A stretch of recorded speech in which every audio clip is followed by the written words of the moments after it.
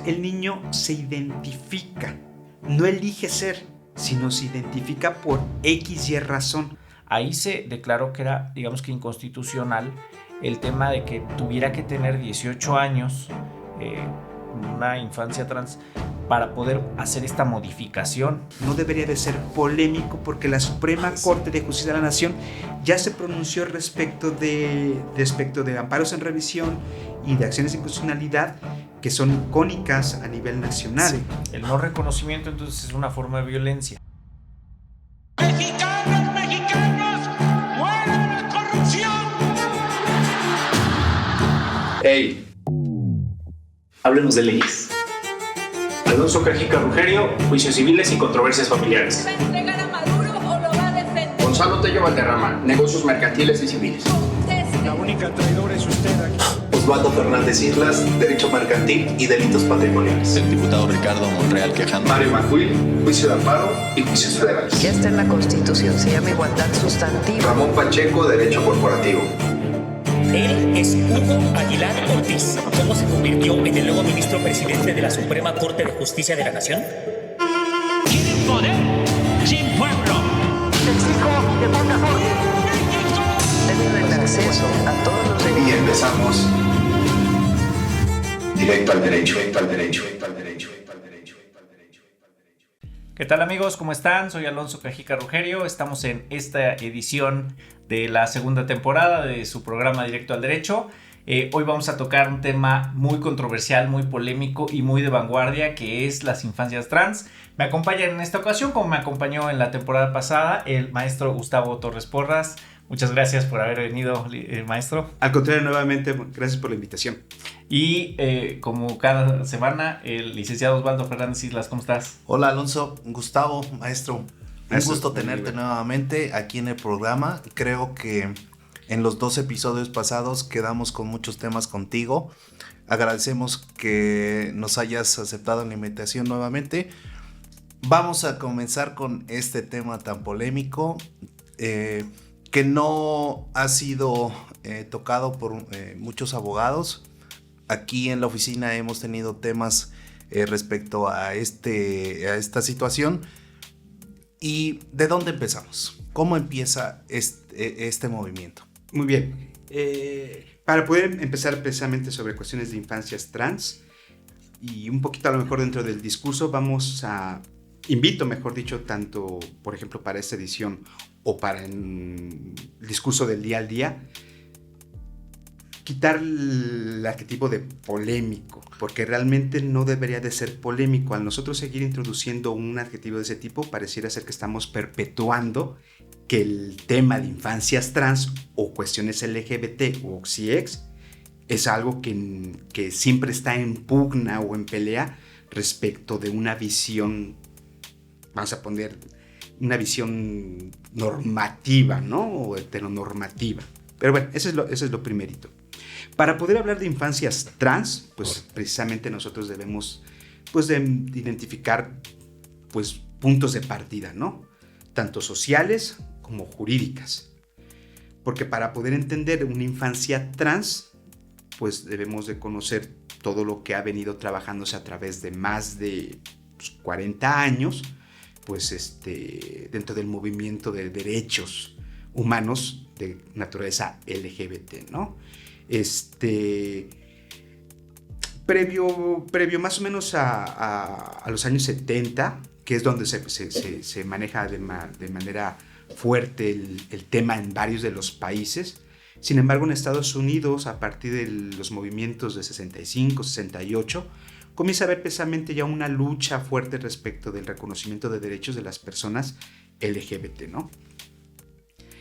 Ahorita caemos un poquito también igual en eso, pero tenemos que recordar precisamente que el 28 de junio de 1969, dentro de los conocidos como disturbios de Stonewall, pues Marsha P. Johnson, que era una transvesti, transexual, y aparte de raza negra o afrodescendiente americana, pues dentro de una redada dentro de lo que era el Stonewall Inn, que era un lugar concurrido para tomar, un bar, etc., pues llega la redada, la policía, que no es que haya llegado nada más así porque sí, sino ya venían de años y de días anteriores respecto de esos movimientos sociales. Simplemente no aguanta y de un ladrillazo pues rompe la ventanilla trasera de la patrulla, ¿no? Muchos que seguimos movimiento LGBT consideramos como el punto de partida de no aguantar por parte del Estado precisamente la falta o la resistencia del reconocimiento de derechos humanos de la población LGBT, ¿no?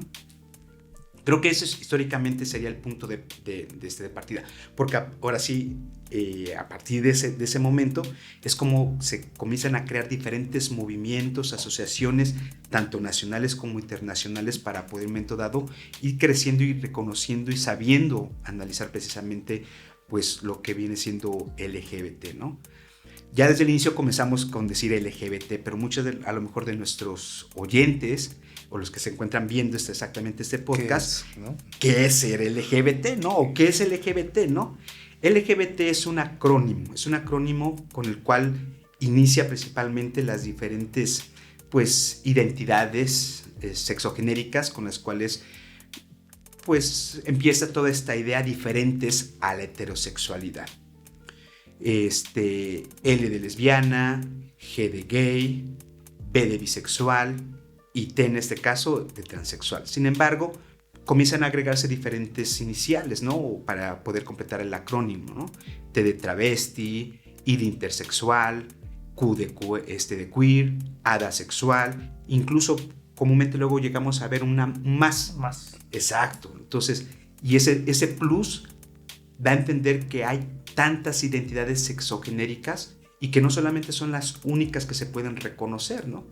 Incluso es curioso, muchas veces dentro de esta, es que es una ideología, es que es un pensamiento, es que el ser gay es algo que moda o algo. Una moda, sí. No, o sea, tenemos que reconocer, reaprender que atrás de todo esto, al final hay mucha ciencia. Y no solamente ciencia social, que en un momento dado actualmente teorías jurídicas se basan a través de esas teorías sociales. La Suprema Corte de Justicia de la Nación, a través de su doctrina constitucional, ha creado un discurso en respeto de los derechos humanos bajo esas teorías sociales y obviamente bajo criterios internacionales. Por lo tanto, el reconocimiento jurídico de las personas LGBT, la Suprema Corte de Justicia de la Nación lo recoge bajo una perspectiva OXIEX. ¿Qué quiere decir esto? Bueno, deja de identificar cuestiones primordiales de las personas como gay, lesbianas, y las encierra en una naturaleza distinta para conocerlas jurídicamente. Y no solamente es una teoría nacional, es una teoría también igual internacional. En este caso son orientaciones sexuales, identidades y expresiones de género y características sexuales, donde vamos a poder nosotros exactamente colocar todas estas identidades sexogenéricas diversas a la heterosexualidad, que al final es muy curioso porque la propia heterosexualidad es una identidad sexual distinta precisamente y que entra también dentro de esa categoría. Debemos también igual de aprender que conforme a teorías sociales, la visión heterosexual, heteronormativa, cisnormativa, que solamente corresponde a una cuestión hombre-mujer, es también igual, pues no la más ideal para poder conocer el mundo extenso que son las identidades sexogenéricas. México, a través de esta doctrina constitucional, establece bajo teoría queer y de continuum todas esas identidades sexogenéricas, y debemos de reconocer que el individuo, entendido como el ser humano, entendido como individuo y sujeto de derechos, tiene 4 grandes áreas por las cuales podemos verificar precisamente todo lo que acabamos de decir esta doctrina. Primera, exactamente, es sexo biológico, identidad sexogenérica, expresión de género, identidad de género, ¿no? Estas 4 grandes áreas son las que construyen a la persona como ser humano.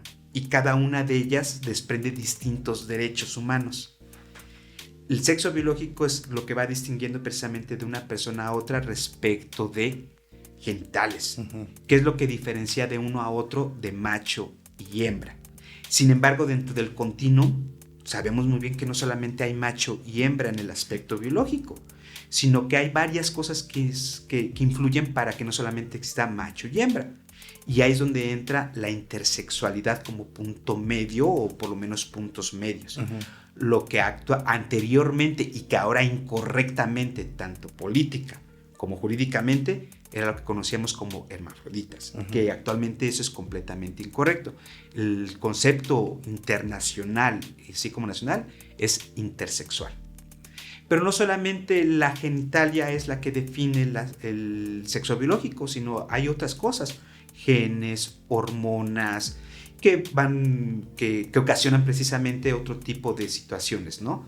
Síndromes que en un momento dado pudiera ser que tengan dos genitalias o una solamente genitalia, pero hormonalmente hablando, tiene mayor hormonas precisamente exactamente para producen precisamente características sexuales secundarias a razón de las hormonas, pero finalmente nada más tiene un sexo biológico. Pues es un gran mundo, ¿no? Después podemos también igual detenernos también igual para platicar sobre eso. El segundo es precisamente la identidad sexual. Cómo a través la persona entiende cómo se relaciona sexualmente y o sentimentalmente con las otras personas.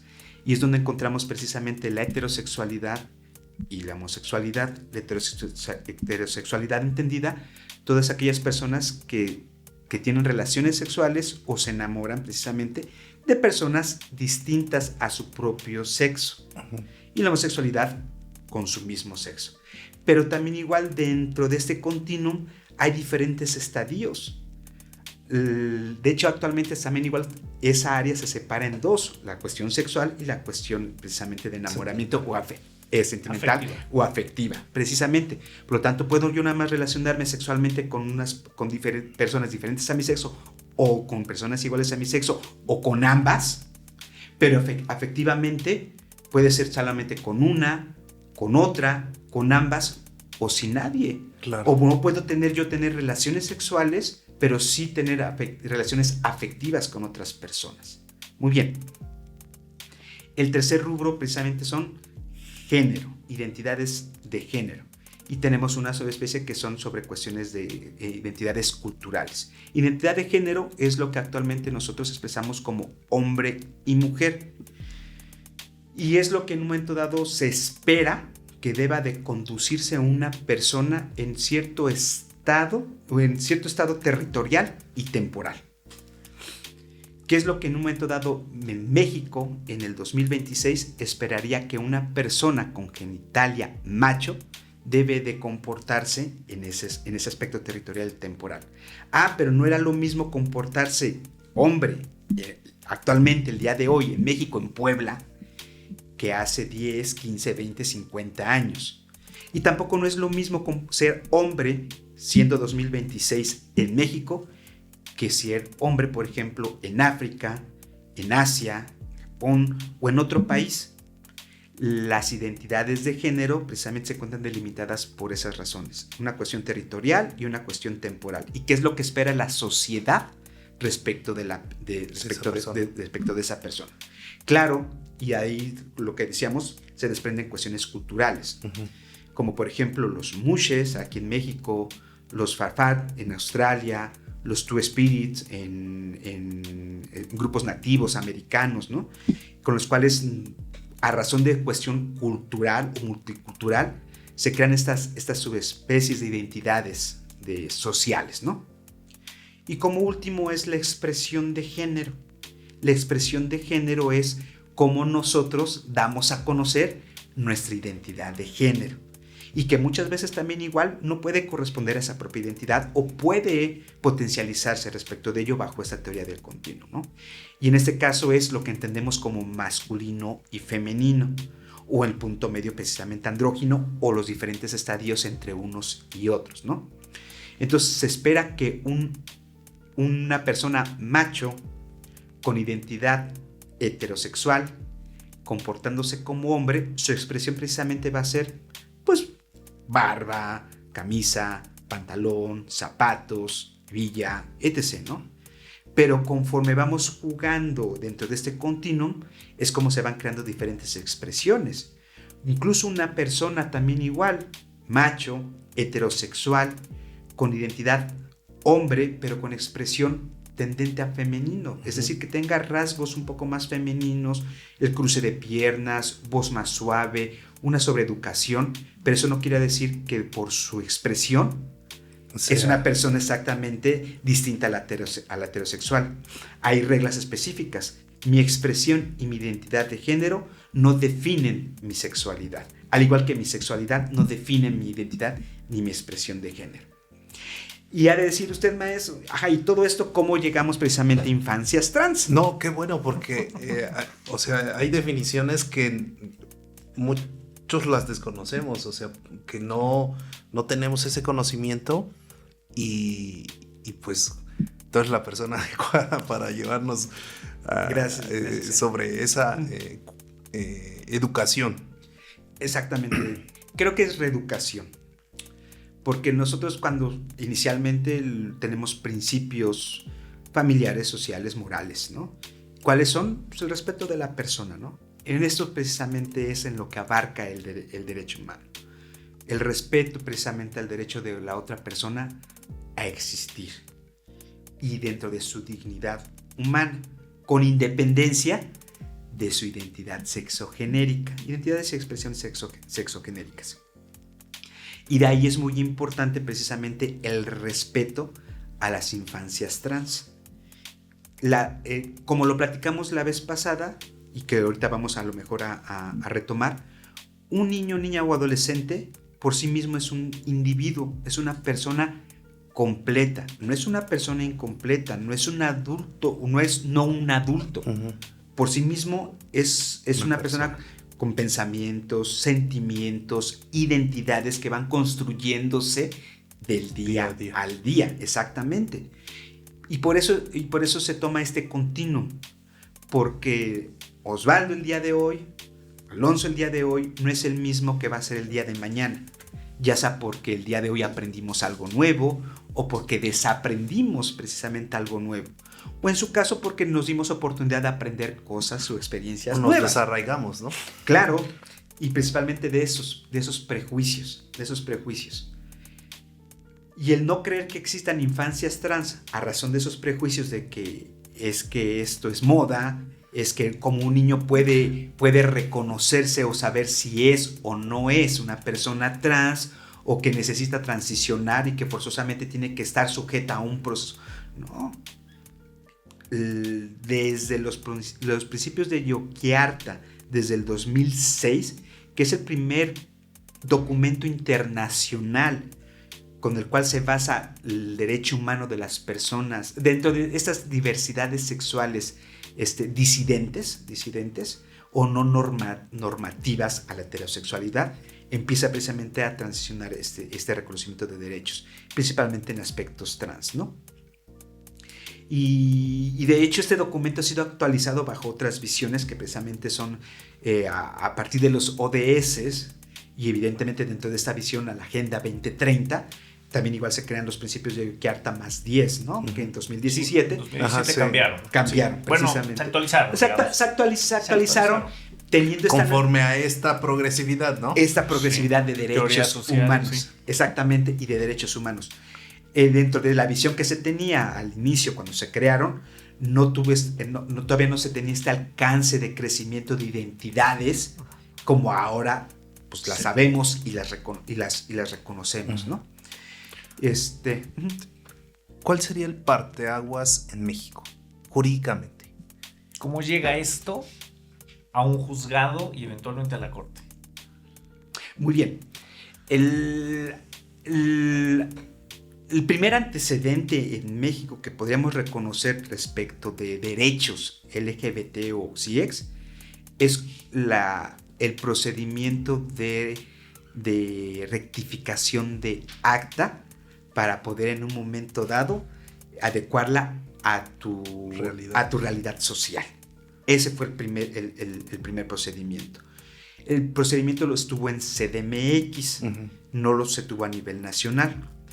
Y las rectificaciones de acta estaban sujetas todavía en ese tiempo, cuando iniciaron, a un análisis médico, con el cual en un momento dado tenían que sujetarse las personas para poder justificar administrativamente y o judicialmente que tenían derecho a dejar de ser llamadas bajo este nombre y llamadas bajo otro nombre, con independencia de que hubiera un procedimiento de transición o de reasignación sexual, que no necesariamente debe de haber. ¿Eso cuándo fue? Yo creo que estaríamos hablando por ahí del 2003-2005, más o menos. Hace 20 años. Ya más o menos 20 años. Y todavía teníamos precisamente esa idea médica sobre que los cambios exactamente de autorización tenía que ser una cuestión médica, porque estábamos precisamente una cuestión de pensamiento, un trastorno mental o dismorfia corporal. Sí, claro. Sí. No obstante que técnicamente la cuestión de la homosexualidad o el estadio homosexual dejó de estar dentro del manual de trastornos psicológicos psiquiátricos, exactamente, desde hace pues un montón de años y décadas, ¿no?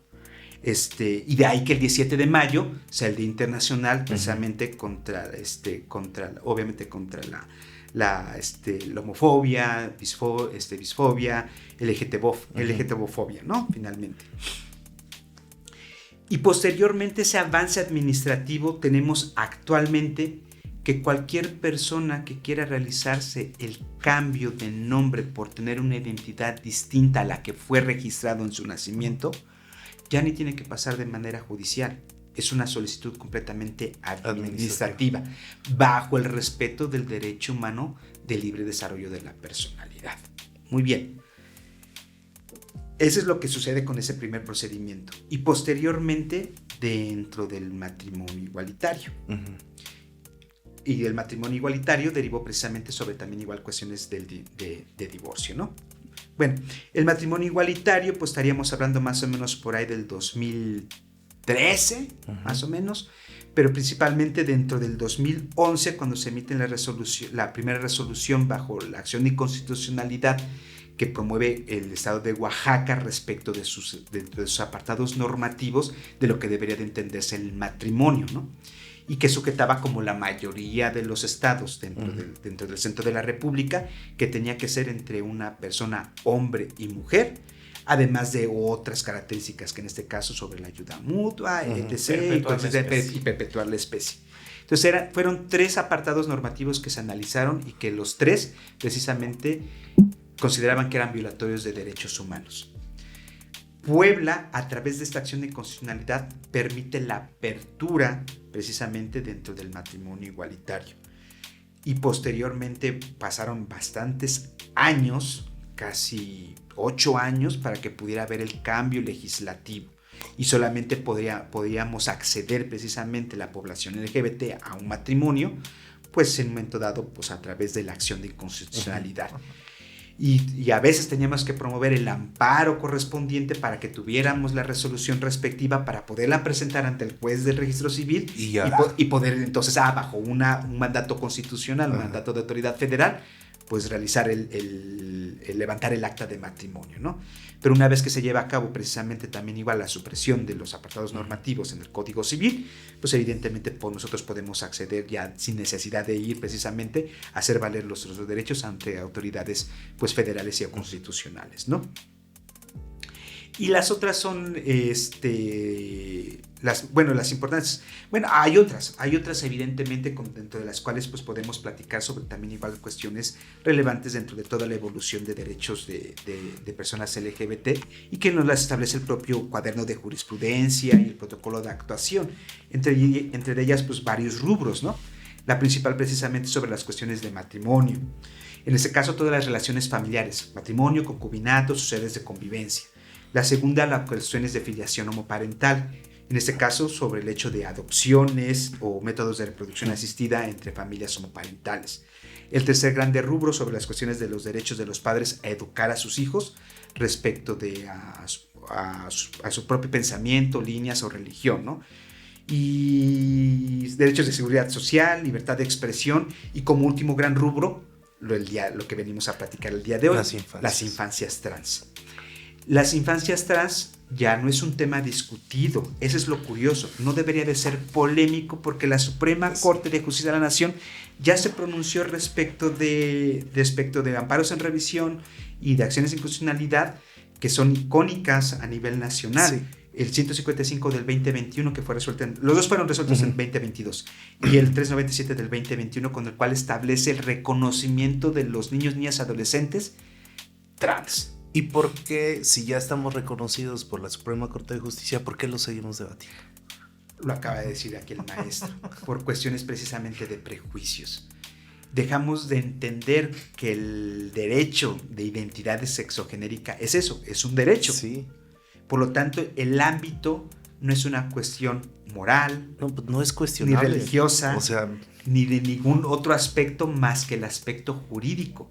Y por lo tanto, si a nivel internacional, a nivel nacional, a nivel estatal, jurídicamente se reconoce el derecho humano de las infancias trans, pues los otros aspectos que limitan o minimizan la existencia, pues como lo dijo la Suprema Corte, no son argumentos razonablemente suficientes ni justificables para invisibilizar a los niños trans, ¿no?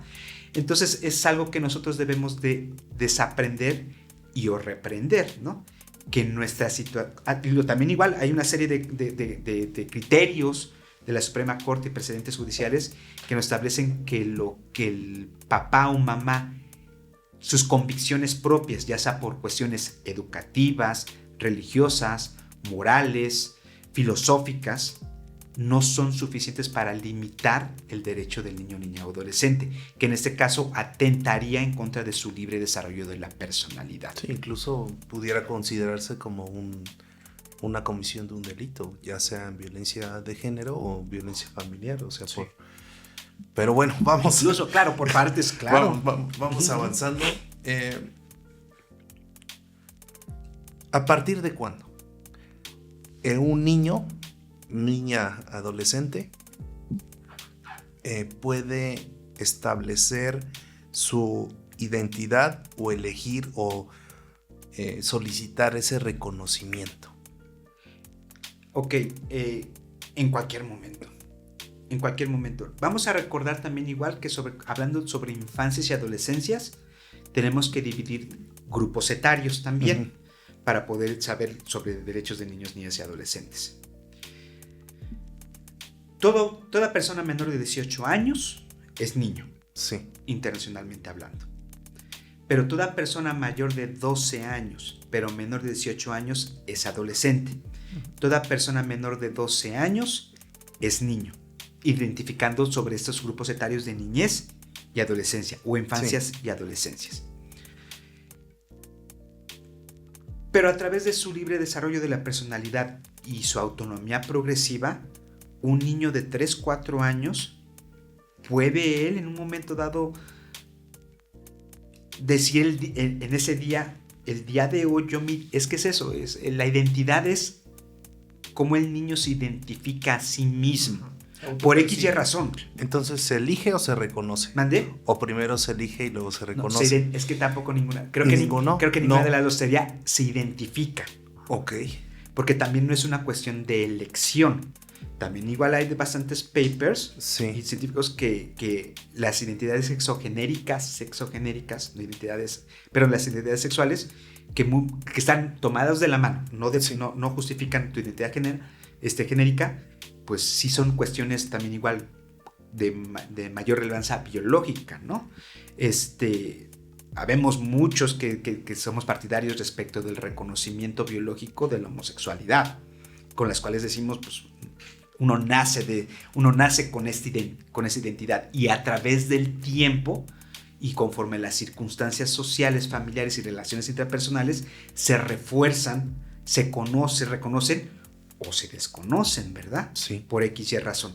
Entonces el niño se identifica, no elige ser, sino se identifica por X y razón. El papá o la mamá comúnmente, que no tiene en un momento dado la sensibilidad para poder reconocer de estos temas, cuando uno habla de una cuestión homosexual, directamente se va a la cuestión sexual. Cuando el niño de 3, 4 años no es una persona, no es un individuo sexual. No sabe qué es eso. No sabe qué es el sexo. Sí. Para él y puede ser por eso X y razón.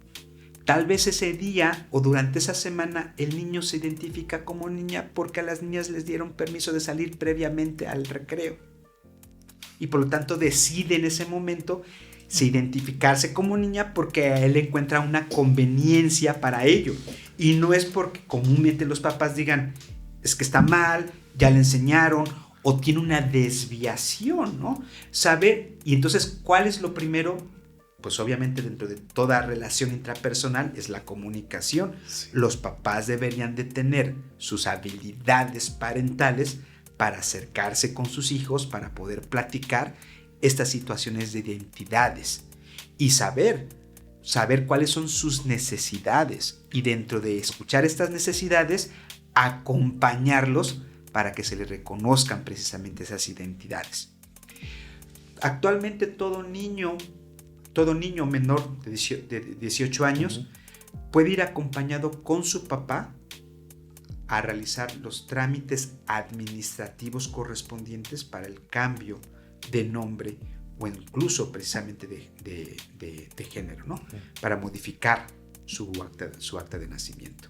Oye, ahorita que dices modificar, pues creo que en las actas de nacimiento dice sexo, ¿no? O sea, no dice género. Sí, no, dice sexo masculino. Y voy a eso porque al principio del capítulo dijimos, creo que tenemos definiciones que no encuadran en...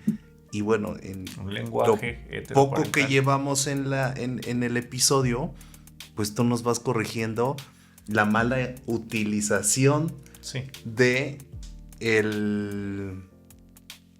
estas cuestiones. Oye, Gus, todo esto viene, la pregunta y el comentario, a que en esta reeducación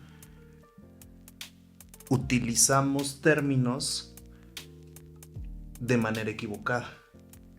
Entonces comentaba del tema del acta de nacimiento, que viene sexo y no género. Sí. Entonces, hay más. Ajá, y te ponen, o sea, ni siquiera te dan opciones, ¿no? Bueno, sí, que digan, ni siquiera es para rellenar, o sea, te dan las dos opciones, masculino o femenino. Claro. Heteronormativo. Heteronormativo, exactamente, ¿no? Y en ese caso, dicotómico, ¿no? Que nada más lo único que puede existir sexualmente hablando como sexo biológico es hombre y mujer. Y eso que ponen en las actas de nacimiento, hombre y mujer, cuando lo correcto, por lo menos de identidad de sexo biológico, debería ser macho o hembra. De ahí que vengan muchas confusiones socialmente hablando, de identificar lo mismo que ser macho a ser hombre, cuando es completamente distinto. Y Alonso acaba de caer en algo muy cierto. En las actas lo que se visibiliza es sexo biológico. Sí. No se visibiliza alguna otra identidad sexogenérica. O lo que en un momento dado quisieran visibilizar, ¿no? De hecho, internacionalmente hay varias ya propuestas en diferentes países de cómo utilizar actas de nacimiento. Incluso en un momento dado, en algunos países de Europa, las actas de nacimiento ya no traen el indicativo de qué tipo de sexo es con el que están presentando al que nació. Exactamente, con qué sexo biológico nació el bebé. Exacto. Sino que para que en un futuro, si el niño quiere transicionar a otro sexo, tenga la oportunidad después de que esa identidad se pueda plasmar en su acta de nacimiento. Pero bueno, igualmente lo pueden plasmar en el acta cuando nace por un tema administrativo, por un tema, control, población, etcétera. me parece que sí es correcto. Y si más adelante desea transicionar a lo que quiera, pues va a tener el derecho humano para hacer el cambio que corresponda. Sí, y ahorita dices que, bueno, perfecto. Que es vamos y que me lo corrija, ¿no? O sea... No, ajá. O bueno, con su tutor o con quien... No, es que también igual ahí a lo mejor también igual habría que hacer precisiones, ¿no? Uh-huh. No es corrección, es una modificación. Debemos recordar que dentro de los procedimientos derivados de actas del registro civil puede ser modificación o rectificación. Sí. La rectificación ciertamente es porque hubo un error. Esto no es una rectificación porque no fue un error que te pusieran esto, sino que por X razones decides y por lo tanto es una modificación también, ¿no? Sí. A ver, puntualizando un poco y complementando la respuesta del maestro Gustavo, porque decías a partir de cuándo ya puedes hacer la modificación, y Gustavo de manera simplificada dijo, a ver, puedes hacer el trámite mañana mismo, va el niño con su papá y se hace la modificación. Es verdad, pero acá en la entidad, cronológicamente hablando, derivado de la acción de inconstitucionalidad 73 del 2021, ahí se declaró que era, digamos que inconstitucional el tema de que tuviera que tener 18 años, una infancia trans, para poder hacer esta modificación. Dijeron, es inconstitucional la edad, la puede hacer siendo adolescente, siendo niño. Menor de edad. Menor de edad. Sí. Y es correcto, solamente va a ser acompañado por sus papás. Recordemos que dentro de los procedimientos de niños, niñas, adolescentes, pueden acudir ellos para hacer valer porque ellos mismos, por sí mismos son sujetos de derechos. Sí, claro. Sin embargo, para tener acceso a ciertos procedimientos, necesitan tener el acompañamiento de papás, tutores. ¿Por qué? Porque estamos bajo un sistema de apoyo. No estamos diciendo que forzosamente deben de tener sus papás o que los papás deben de dar la autorización respectiva. Quiero que mi hijo, apoyo lo que dice mi hijo, ¿no? Y claro. Entonces firmo. Y van los papás, porque también igual dentro del procedimiento que actualmente tiene el Código Nacional es debidamente informado. Es decir, la familia, el niño ya también igual pasó un proceso de información respecto de lo que es transicionar o modificar su identidad sexogenérica.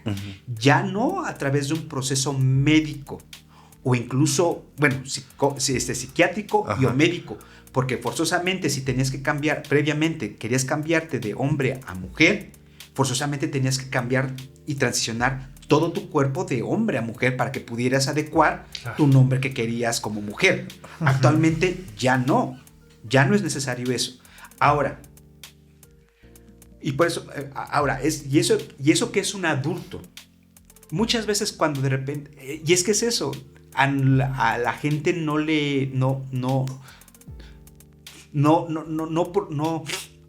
reproduce de manera correcta cognitivamente el hecho de que una persona pueda cambiar y nuevamente pueda cambiar o incluso regresar. El ser humano es eso, es cambiante, es dinámico. Es evolución. Es evolución.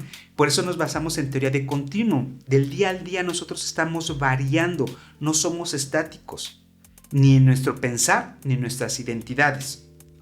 Y ya de ahí nos podemos meter a lo mejor en cuestiones sociales que son las teorías performativas, que el día al día nosotros hacemos una performatividad respecto de lo que es, en este caso Osvaldo, Alonso o Gustavo.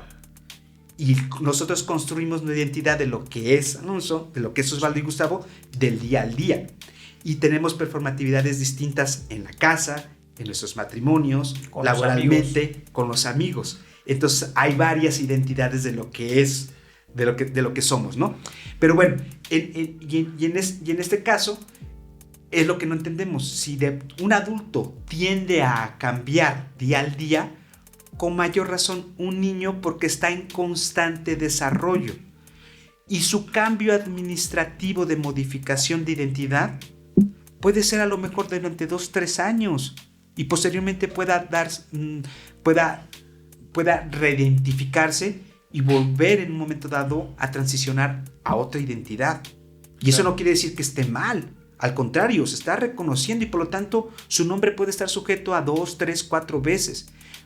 Comúnmente nosotros lo vemos bajo una visión adultecentrista, que en la cual el que no tomemos una decisión estática quiere decir que no estamos preparados, no estamos tomando una mejor decisión o no tenemos una decisión madura, pero lo estamos viendo desde la visión adulta, sí. Y no desde la visión del niño que está en constante crecimiento y en modificación de decisiones, porque es la única forma en cómo él va a construirse como persona.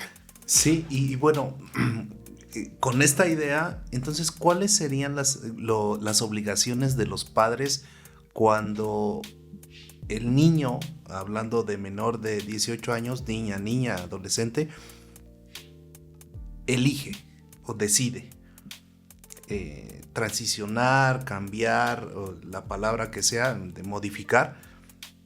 ¿Qué obligaciones tienen ellos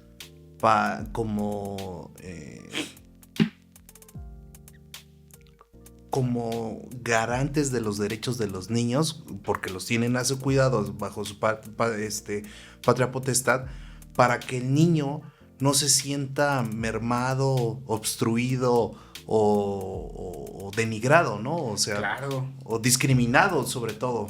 O sea, ¿cuál sería la obligación de los padres en esta situación cuando el niño hace esa manifestación? Muy bien. Considero yo que es la básica. ¿Cuál es? Cumplir con su responsabilidad parental.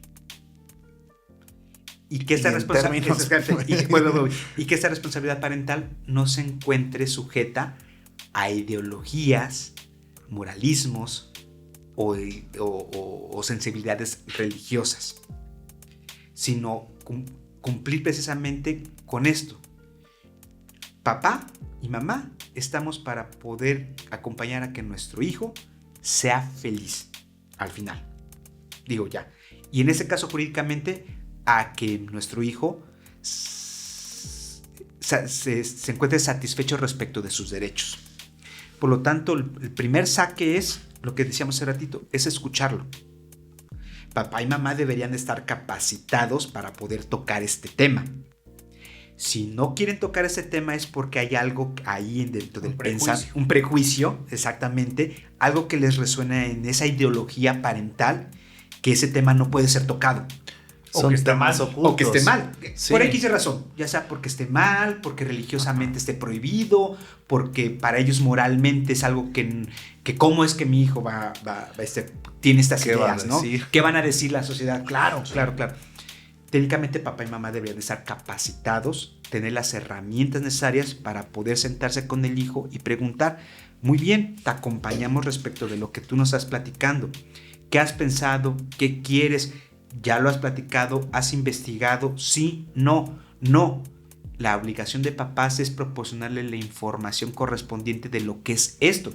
Porque ciertamente ha pasado que niños en televisión o por pláticas escucharon simplemente exactamente la cuestión trans, ¿no? O identidades sexogenéricas distintas. Y ellos, precisamente dentro de ese, no saben el alcance del concepto. Y a través de su pensamiento abstracto, tal vez a lo mejor tienen una idea incorrecta de lo que es. No siempre. Hay muchos niños que sí conocen precisamente sus identidades. Y ese es algo bonito, ¿no?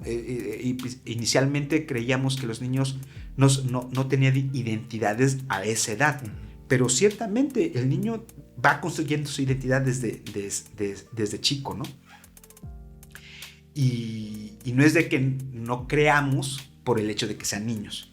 Entonces escucharlos, darles la información completa, en un momento dado, darle las consecuencias en un momento dado sobre esta transición o las consecuencias que traería precisamente lo que él quisiera, ¿no?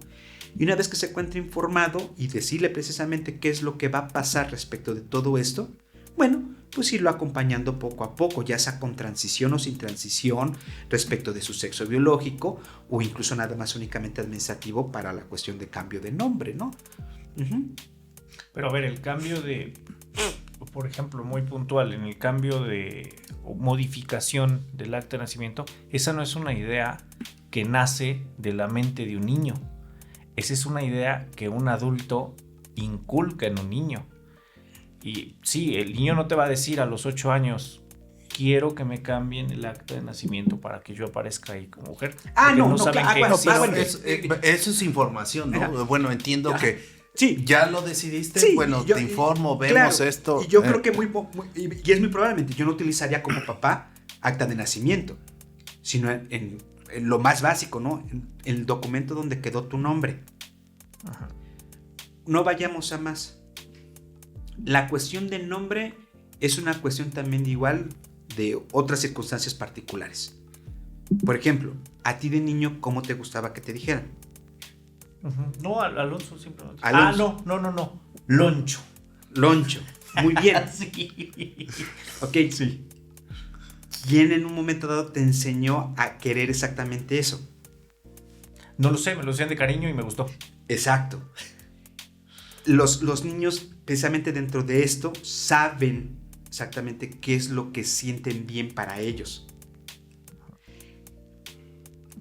Si un niño que tiene una identidad sexogenérica no adecuada a su sexo biológico, es decir, y que todos los días le estén diciendo Juan, y que en la escuela le estén diciendo Juan, cuando ella quiera que le digan Juana, vamos a poner así nada más, le están violentando. ¿Por qué? Porque no le están reconociendo cómo él se siente bien y cómo la gente se dirige hacia esa persona. ¿Por qué si yo te estoy diciendo que yo me siento bien que me digas Juana, por qué me dices Juan? Lo mismo a lo mejor en este caso. También igual, ¿cómo te gustaba que te dijeran de chico? Siempre me decían Baldo. Baldo, ok. Sí. Era lo que decía, lo que podía yo. ¿Cómo te llamas, Baldo? Y Ok. de ahí te lo toman y ya, ¿no? Va. Ovado. Ajá. Sí. Y entonces de chicos, ¿cómo tú te sentirías? O ahorita actualmente que a ti te dijeran un apodo o otro nombre que no es el tuyo, ¿cómo te sentirías? Sí. ¿Por qué me estás diciendo un nombre que no es el mío? Ujú. Eso Siempre me me dicen abogado. Exactamente. ¿Y soy un abogado? Te equivocas. Soy el mismo juez. Eso me molesta, ¿no? Ahí va. El que nosotros no reconozcamos que el niño puede precisamente decidir qué es lo que le hace sentir bien respecto de esto, es no reconocer sus derechos y su estadio como niño. El no reconocimiento entonces es una forma de violencia. Ah, claro, definitivamente. Definitivamente. El no reconocimiento de identidades sexogenéricas es violencia. Y no nada más violencia intrafamiliar, sino que puede ser replicada en otras instancias. Violencia escolar, violencia institucional, Sí. No, y etc., ahorita ¿no? lo acabas de mencionar y es o sea, creo que pues todo es un proceso y no creo que sea fácil. Pues los niños en la escuela a veces suelen ser un poquito, pues, ¿cómo lo dije? Buleadores. Sí, El término bueno, es bullying. Sí, bueno, y ¿cuáles serían las obligaciones ahora de las escuelas de implementación de todo esto? ¿Por qué? Porque se conjuga un sistema de pensamientos de muchas personas entre los padres que sí y entre los padres que no, entre los maestros que sí y los maestros que no. Y no creo que sea fácil pasar por todo este procedimiento, primero por el niño, niña, y sobre todo por los padres. Entonces, las políticas de discriminación e inclusión en las escuelas, digo, desconozco cómo lo manejen, pero cuáles serían las obligaciones del Estado y de las escuelas, ya sea públicas o particulares, para que esta situación no afecte de manera directa al menor, a las infancias, y que eso pueda repercutir sobre todo, y en el caso más trágico, de que el niño pues decida de la vida, ¿no? Claro. Muy bien. La obligación inicial del Estado es proporcionar capacitación, obviamente, dentro del sistema educativo. Eso es lo primero. Comentaste, ¿no? Sobre profesores y papás. Sí, son dos líneas de trabajo para poder sensibilizar a profesores a través de capacitación cómo trabajar el sistema educativo a través de esta perspectiva OXIEX. Recordemos que la perspectiva OXIEX no solamente es de naturaleza judicial, sino es una perspectiva, por ser un diálogo constitucional, un discurso constitucional para todas las autoridades del Estado, a nivel ejecutivo, legislativo y judicial. Por lo tanto, el sistema educativo debe de crear políticas escolares con perspectiva OXIEX. ¿Qué quiere decir? Crear instalaciones, crear mecanismos educativos donde exista la inclusión de personas viviendo con una OXIEX. Sí, porque ¿qué pasa si en... Ahora, perdón. Sí. Eso es lo principal. Y así el profesor, en un momento dado, sabrá qué hacer en el momento específico. Vamos a poner la parte fea de una situación de riesgo de un niño o de un adolescente, precisamente a razón de estar viviendo con una OXIEX. O incluso poder detener en el salón de clases el bullying correspondiente. Que es por lo o fomentar precisamente el respeto de los derechos de ese niño que en un lunes era niño y al día siguiente es niña.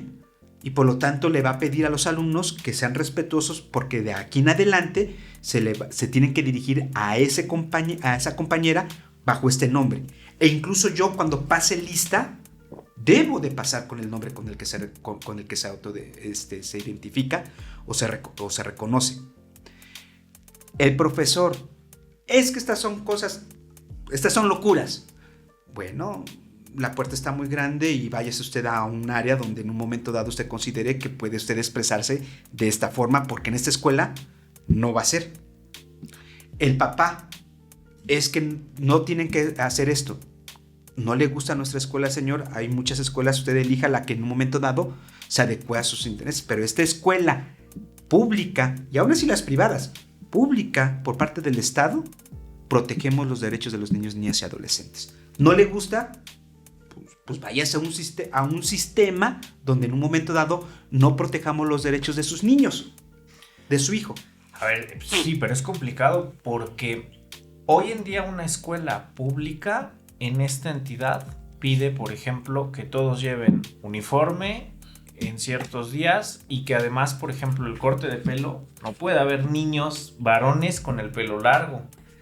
Entonces, todavía ese tipo de políticas, ya hubo, por ejemplo, el CONALEP, en su momento en el norte del país, un alumno del CONALEP dijo: yo no quiero tener el pelo corto como lo exige la institución, porque el libre desarrollo de mi personalidad hace que yo me sienta mejor con el pelo largo siendo varón. Y eso es expresión de género. Sí, claro. Porque habrías de limitarme dentro de mi expresión de género. Sí. O yo quiero llevar pantalón. O las niñas en un momento dado que cabello corto, ¿no? Que la identidad de género y la expresión de género se espera que utilicen exactamente falda. Pues no, es lo que se espera de una mujer que use falda. Se espera. Entonces, ¿cuál es esa política pública en la que dicen sí, pero no tanto? Ajá, no, es que a ver, por eso creo que sigue siendo polémico, porque todavía no ha permeado en todos lados. Ajá. La política es, el alumno debe de ocupar uniforme. Sí. Sí, y ya. ¿Y ya? No puede ir a... Suéter y lo de abajo. No puede ir a decirle que los niños en este uniforme tienen que usar pantalón y las niñas tienen que usar o deben usar falda. Uh-huh. Y ya lo vimos. Digo, a lo mejor es lo que acabas de decir, no ha permeado.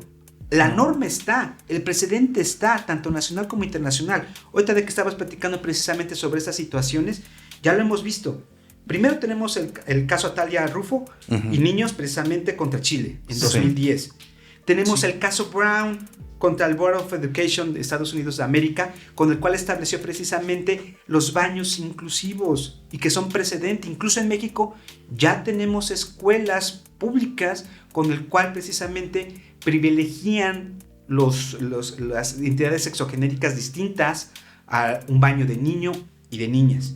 Tenemos también igual el caso Flor Freire contra Ecuador, el caso Duque contra Colombia, que son cuestiones de seguridad social y donde se privilegian o se visibilizan por primera vez los principios de Yoquiarta en un precedente netamente judicial, ¿no? Entonces, creo que lo que falta es la sensibilización o compartir los criterios internacionales y nacionales para que las autoridades de todos los niveles y de todos los poderes sepan cómo crear políticas con perspectiva OXY-EX. Y por eso vuelvo al punto, si no cumples con estos parámetros o no te gustan estos parámetros, bueno, pues adelante, ¿no? Estás en tu derecho también estás en tu derecho de no quererlos aceptar, pero por la política de protección y respeto de derechos humanos, no te puedo yo permitir continuar acá porque sé que vas a violentar todos los días los derechos humanos. O incluso puede ser que no respetes esta idea, vamos a poner esta idea doctrinal, o sea, esta doctrina constitucional, pero sí realices los mecanismos correspondientes. También igual puede caber la remota posibilidad. Y cada día pues te haces la maldad tú solito, ¿no? Es que creo, o sea, lo es hecho en no derecho, ¿no? O sea, vamos hacia allá, o sea, vamos avanzando, vamos hacia allá, pero jurídicamente estamos preparados para sancionar esa, pues, violencia en contra de la persona infante que decidió modificar esa situación. ¿Estamos preparados, Gus? Yo considero que sí. Y por eso comenzamos con eso, ¿no? Con la corrección de polémico, ¿no? Sí. El primer protocolo de actuación para personas, que se encuentran inmersas en problemáticas y de personas LGBT data del 2011. Ya llevamos más de 10 años cuando técnicamente las autoridades, no solamente judiciales, o sea, deberíamos de saber cómo atender la población LGBT o viviendo con una OXY-EX. Y actualmente el último protocolo de 2023 de juzgar con perspectiva de OXY-EX, que no reforma ni sustituye el primero, lo complementa, da muchísimas herramientas para que nosotros no violentemos los derechos de personas viviendo con OXY-EX. Si no cumplimos con esos parámetros, pues nosotros nos atendemos precisamente a una sanción, ya sea de carácter, pues sí, finalmente es bajo el carácter ilícito, ya sea de una conducta ilícita o un delito.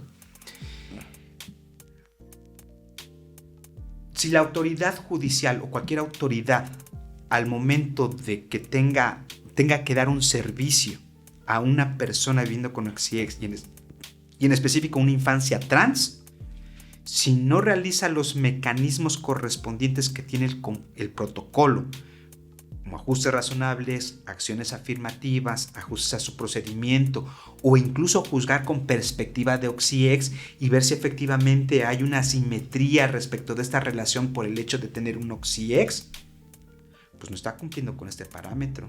Claro. Y la autoridad se sanciona a través del procedimiento de responsabilidad administrativa.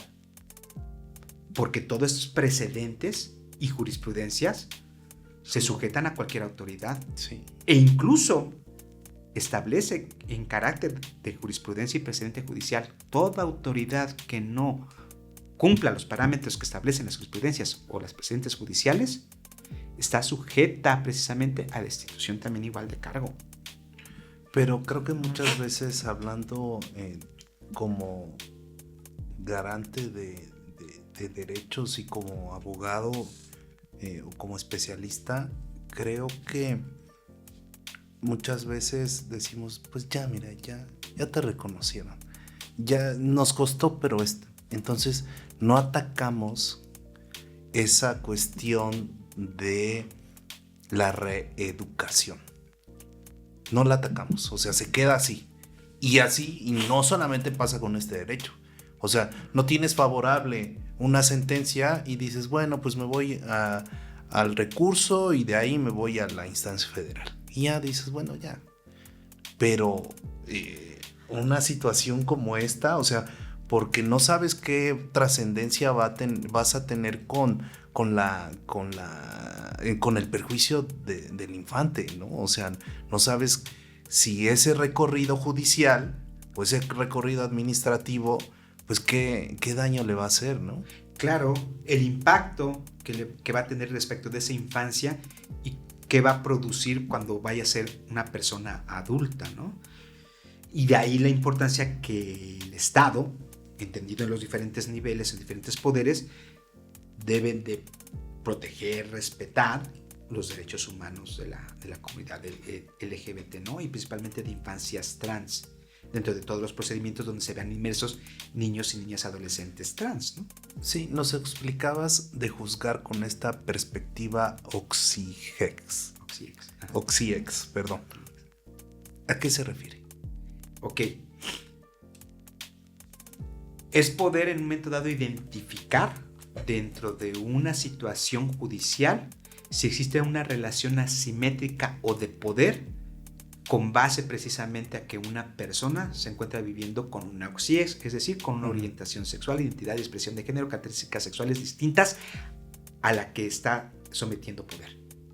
Y a razón de eso se ha visto minimizada o no ha podido ejercer de manera correcta sus derechos humanos.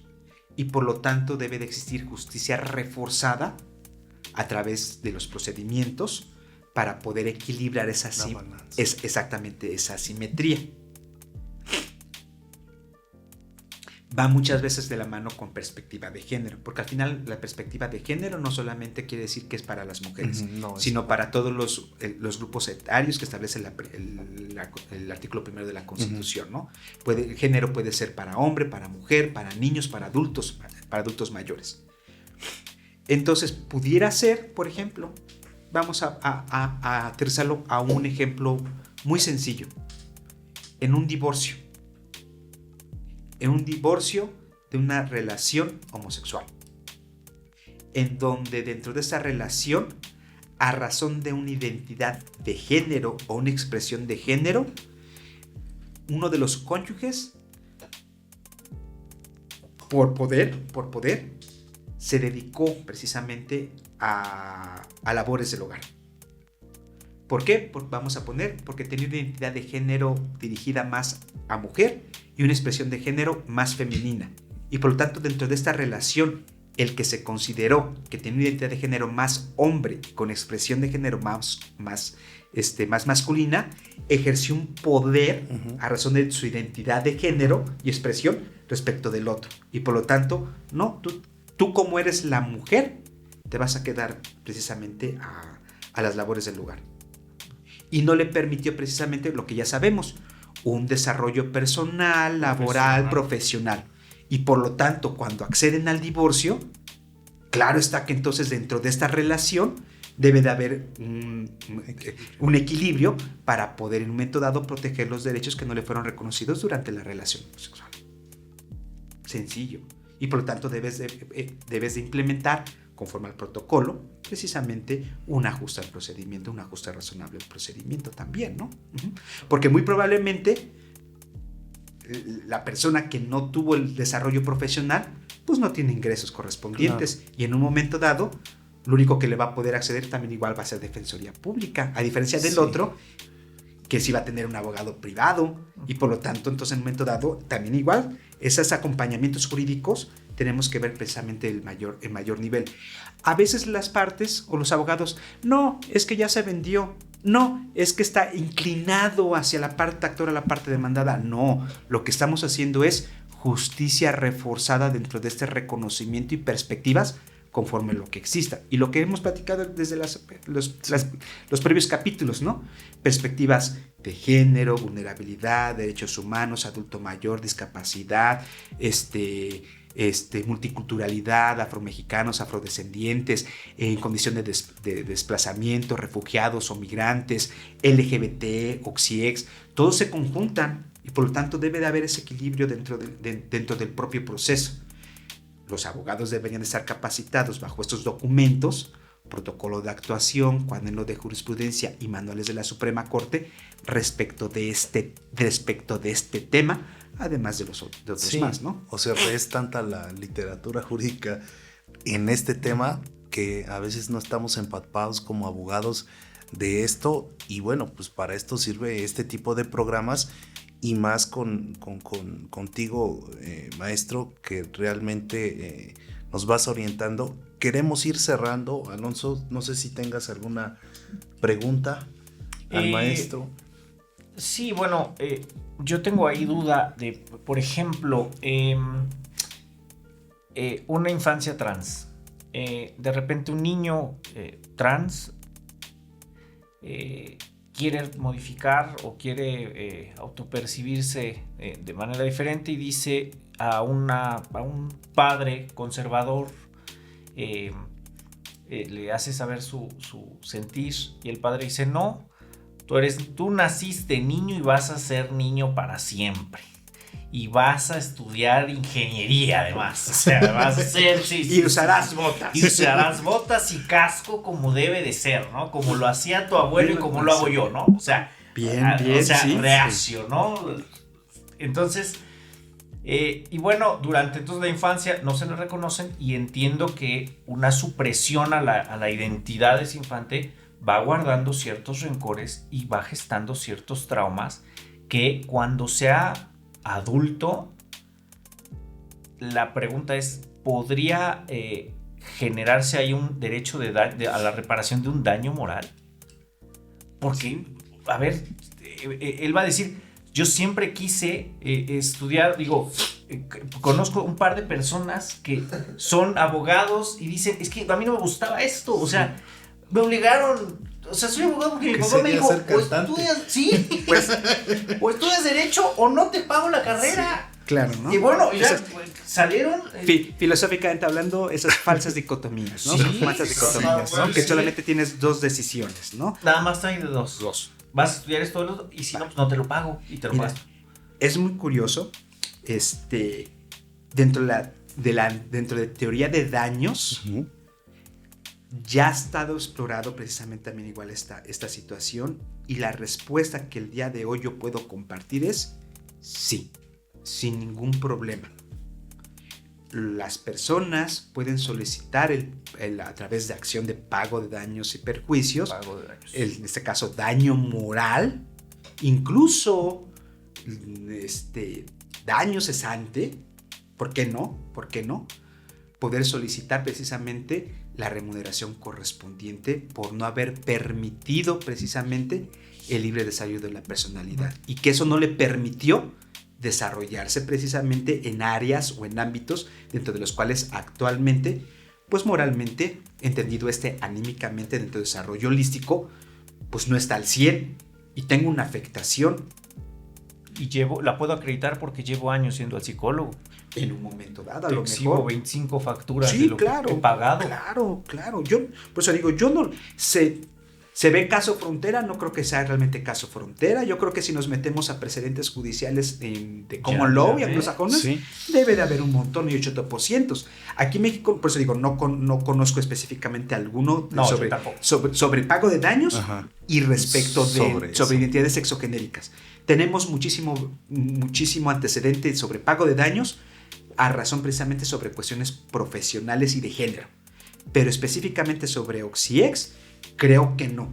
Me lo llevo también igual de tarea. Yo también agradezco muchísimo esa pregunta. Yo creo que también me va a llevar a estudiar un área que a lo mejor no había sido, por lo menos ahorita no había sido yo abordada.